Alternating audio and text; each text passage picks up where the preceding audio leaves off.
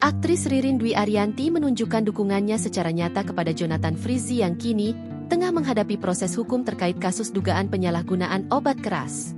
Kabar tersebut disampaikan langsung oleh kuasa hukum Jonathan Frizzy, Ida Bagus Ivan Darmadi Praja, usai persidangan di Pengadilan Negeri Tangerang pada Rabu, 13 Agustus 2025.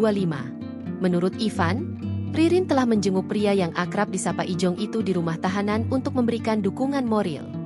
Ririn pernah menjenguk dan pernah memberikan support melalui kami tim kuasa hukum. Apakah intensitas sering atau tidak?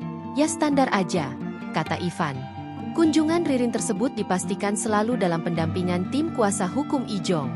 Selalu kami temani, tegas Ivan.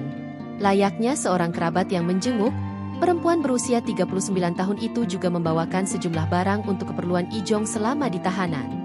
Ivan juga mengonfirmasi bahwa salah satu kunjungan Ririn pernah dilakukan sebelum sidang, demi memberi suntikan semangat bagi Ijong.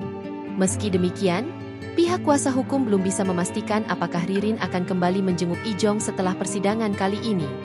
Download Tribun X sekarang, menghadirkan lokal menjadi Indonesia.